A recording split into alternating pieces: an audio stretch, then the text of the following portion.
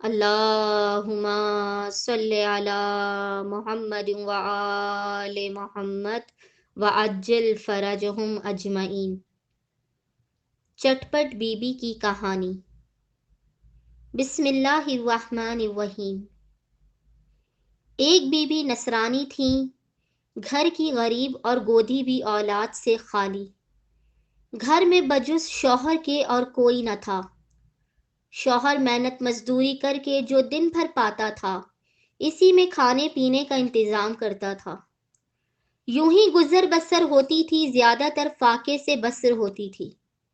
لیکن میاں بیوی دونوں خدا پر شاکر رہ کر صبر سے کام لیتے تھے۔ رفتہ رفتہ عمر بھی گزرتی گئی، اب ضعیفی کا وقت آنے لگا۔ دل ملول رہتا تھا کیونکہ بعد ان کے آئندہ نسل باقی رہنے کی امید نہ تھی۔ ایک دن ایک ضعیفہ بی بی تشریف لائیں، پوچھا، کیوں بی بی نصرانی، تم کیوں آج کل اتنی غمگین رہا کرتی ہو؟ کوئی خاص بات ہو تو بیان کرو۔ یہ تو معلوم ہے کہ ضعیفی و غریبی ساتھ نہیں چھوڑتی، اس کا تم کو غم بھی نہیں ہے۔ ہمیشہ تم نے صبر و شکر سے زندگی بسر کی ہے، اب کیا نئی بات ہے؟ بی بی نصرانی نے جواب دیا، بی بی کیا کہوں، قسمت کی بات ہے۔ غریبی تو غریبی ہے، میں اس عمر تک اولاد سے بھی محروم ہوں۔ بی بی ضعیفہ نے کہا، بیٹی غم نہ کرو، اللہ کے اختیار میں سب کچھ ہے، وہ چاہے جسے مردہ کر دے، چاہے جسے زندہ کر دے، سوکھے درخت کو ہرا کر دے، بے اولاد کو صاحب اولاد کر دے۔ اچھا تم چٹپٹ بی بی کی کہانی مان لو، خداوند متعال تمہاری یہ مشکل آسان کر دے گا۔ یہ کہہ کر بی بی ضعیفہ تشریف لے گئی۔ نصرانی بی بی نے فوراً کہانی مان لی۔ خدا نے اس کو ایک فرزند حسین و جمیل عطا فرمایا، اولاد سے گھر آباد ہو گیا۔ نصرانی بی بی کو منت پوری کرنے کا خیال آیا۔ فکر مند ہوئی کہ کیوں کر منت پوری کروں، ضعیفہ سے منت اتارنے کی ترکیب بھی نہیں پوچھی۔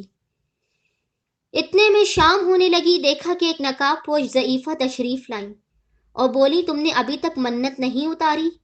نصرانی عورت ان کے قدموں میں گر پڑی اور گڑ گڑا کر بولی، میں آپ کو برابر یاد کرتی تھی۔ خدا کا شکر ہے کہ آپ تشریف لے آئیں، آپ کی بتلائی ہوئی منت سے آج میری گود میں ایک بچہ نظر آ رہا ہے۔ مگر میں نے آپ سے منت اتارنے کی ترکیب نہیں پوچھی تھی، آپ بتائیں کیوں کر منت اتاروں؟ بی بی ضعیفہ نے کہا، 5 ڈلی منگواؤ اور کہانی جو کہوں وہ بغور سن لو۔ ڈلی کو کاٹ ڈالو، کہانی کہنے والے کو 2 حصہ، کہانی سننے والے کو بھی 2 حصہ، اور لانے والے کو 1 حصہ تقسیم کر دو۔ پھر بی بی ضعیفہ نے کہانی کہنی شروع کر دی۔ ایک روز امیر المومنین علی علیہ السلام کچھ آٹا جو کا لائے اور جناب فاطمۃ الزہرا کو دیا کہ اس کی روٹیاں تیار کرو۔ آج تمہارے پدر بزرگوار رسول خدا کو میں نے کھانے پر مدعو کیا ہے۔ جناب سیدہ نے خوشی خوشی آٹا خمیر کیا اور روٹیاں تیار کی۔ جناب رسول خدا بعد نماز مغرب تشریف لائے۔ جناب سیدہ نے دسترخوان لگایا۔ باپ نے ایک اور بیٹی نے ایک ساتھ کھانا تناول فرمایا، اور جب پیغمبر اکرم رخصت ہونے لگے تو جناب سیدہ نے عرض کی، بابا جان، اسی طرح کل میری طرف سے کھانا نوش فرمائیے گا۔ حضرت نے قبول فرمایا۔ پھر حضرت علی کہیں سے جو کا آٹا لائے اور جناب سیدہ نے کھانا تیار کیا۔ بعد نماز مغرب پھر رسول خدا تشریف لائے اور سب کے ساتھ کھانا کھایا۔ جب آپ واپس جانے لگے تو امام حسن نے نہایت ادب سے عرض کی، نانا جان، میری طرف سے بھی دعوت قبول فرمائیے۔ ارشاد ہوا، اچھا بیٹا، تمہاری دعوت بھی قبول۔ پھر کھانے کے انتظامات ہوئے اور جناب رسول خدا تشریف لائے اور کھانا تناول فرمایا۔ جب واپسی کا ارادہ کیا تو امام حسین نانا جان کے گلے میں باہیں ڈال دیں اور بولے، نانا جان، کیا مجھ کو محروم رکھیے گا؟ نانا سمجھ گئے۔ فرمایا، بیٹا حسین، تمہاری بھی دعوت قبول ہے۔ چنانچہ حسب دستور پھر سامان کھانے کے فراہم ہوئے اور نبی کریم تشریف لائے۔ جب کھانا وغیرہ سے فراغت پا کر آپ رخصت ہونے لگے تو فضہ دروازے تک پہنچانے آئیں اور 10 بستہ عرض کی، یا رسول اللہ، یہ کنیز بھی آرزو مند ہے کہ حضور کل میری طرف سے دعوت قبول فرمائیں۔ حضرت نے درخواست کو قبول فرما لیا۔ اتفاق سے فضہ کو سامان خورد و نوش مہیا نہ ہو سکے۔ ادھر شام ہونے کو قریب آئی مگر کسی سے اس سلسلے میں کوئی تذکرہ نہ کیا۔ وہ زمانہ ماہ رمضان مبارک کا تھا۔ جناب رسول خدا نماز مغرب سے فارغ ہو چکے تو جبرائیل امین نازل ہوئے اور فرمایا، یا حبیب خدا، آج آپ کا افطار فضہ کے گھر پر ہے۔ رحمت دو عالم فوراً روانہ ہو گئے۔